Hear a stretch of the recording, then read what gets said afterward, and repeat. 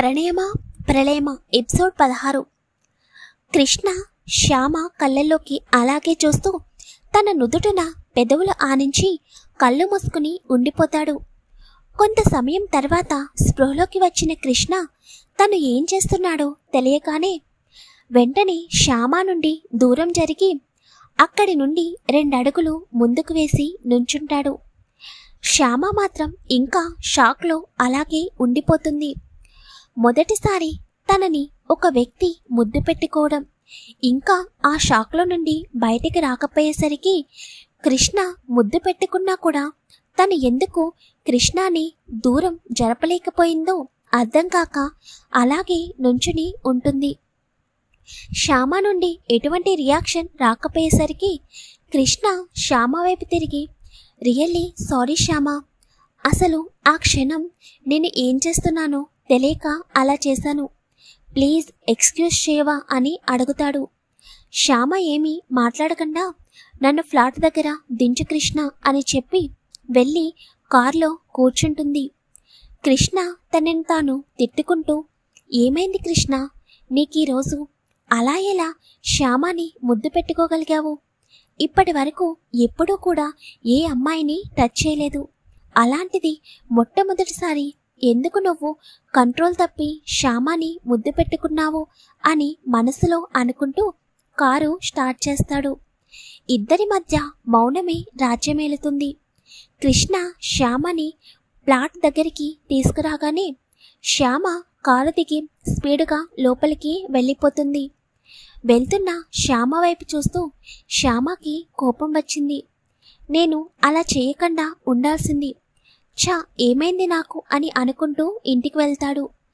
ఇంటికి వెళ్ళగానే హాల్లో భూపతి కూర్చుని, ఏంటి కృష్ణ, ఈ మధ్యన ఇంటికి చాలా లేటుగా వస్తున్నావు, ఏంటి విషయం?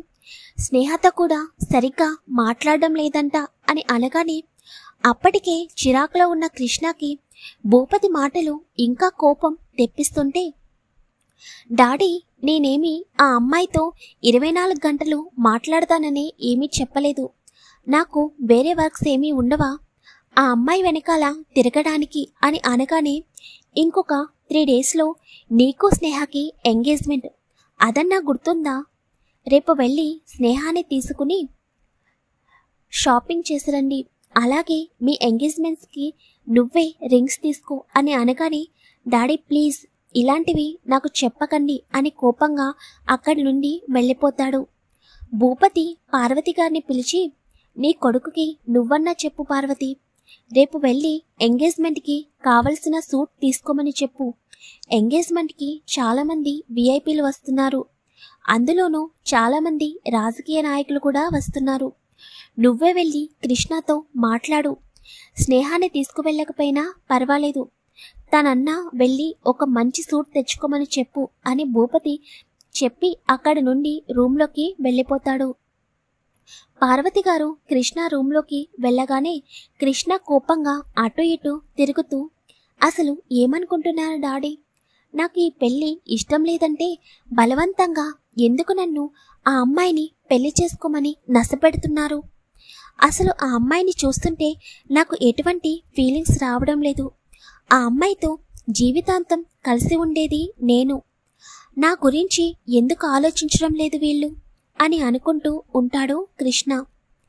ఇంతలో అక్కడికి పార్వతి గారు రాగానే వాళ్ళ అమ్మవైపు సీరియస్గా చూసి, ఇంకేం చెప్పడానికి వచ్చావమ్మా అని అంటాడు. చూడు కన్నా, మేము ఏం చేసినా నీ మంచి కోసమే చేస్తాము, ఇప్పుడు నీకు అది తప్పుగా కనిపించవచ్చు, కానీ రేపన్న రోజు తప్పకుండా నువ్వు స్నేహాన్ని ప్రేమిస్తావని నమ్మకం నాకుంది, నా మాట విని స్నేహాన్ని పెళ్లి చేసుకోవడానికి మనస్ఫూర్తిగా ఒప్పుకోకన్నా, స్నేహ మంచి అమ్మాయి, ప్లీజ్ తనని అర్థం చేసుకో అని అనగానే, అసలు మీ అందరికీ ఎందుకు అర్థం కావడం లేదు?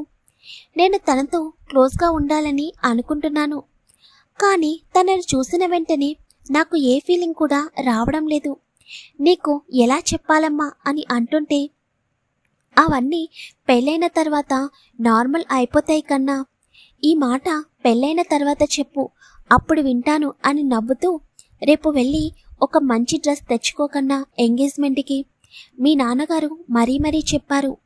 పోనీ స్నేహ అవసరం లేదు, తను వాళ్ళ పేరెంట్స్తో వెళ్తుంది.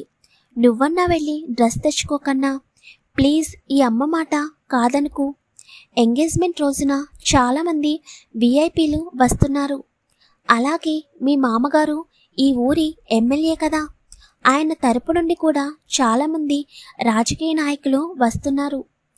ఇది మన గౌరవానికి సంబంధించినది.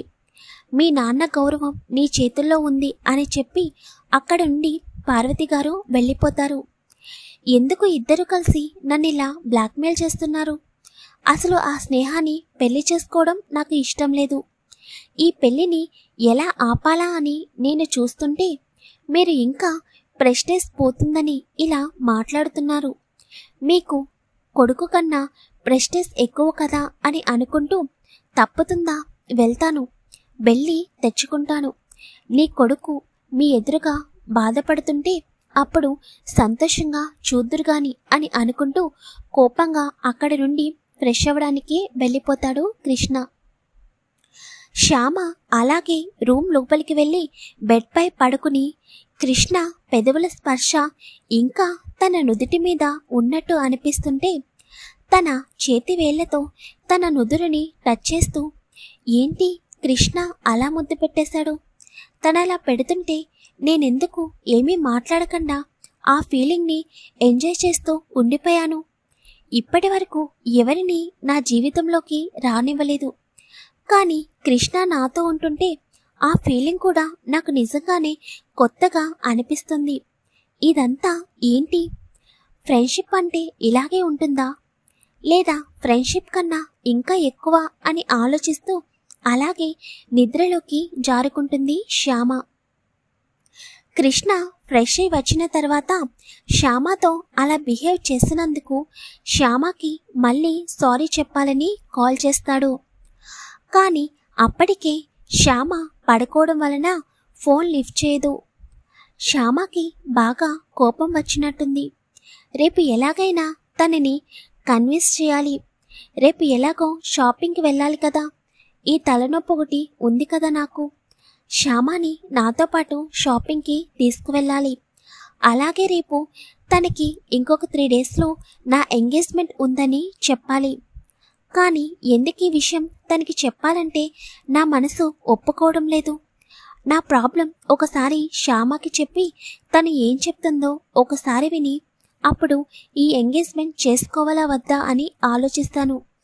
నా ఎంగేజ్మెంట్ గురించి తెలిసిన తర్వాత శ్యామ ఎలా రియాక్ట్ అవుతుంది? నేనేంటి ఇలా ఆలోచిస్తున్నాను అని అనుకుంటూ శ్యామకి తన ఎంగేజ్మెంట్ గురించి ఎలా చెప్పాలా అని ఆలోచిస్తూ అలాగే నిద్రలోకి జారుకుంటాడు కృష్ణ. మరి కృష్ణ శ్యామకి ఎంగేజ్మెంట్ గురించి చెబుతాడా? శ్యామ ఎలా రియాక్ట్ అవుతుందనేది నెక్స్ట్ ఎపిసోడ్లో తెలుసుకుందాం. షో నచ్చితే తప్పకుండా కామెంట్ చేయండి, వీడియోని లైక్ చేయడం మాత్రం మర్చిపోకండి.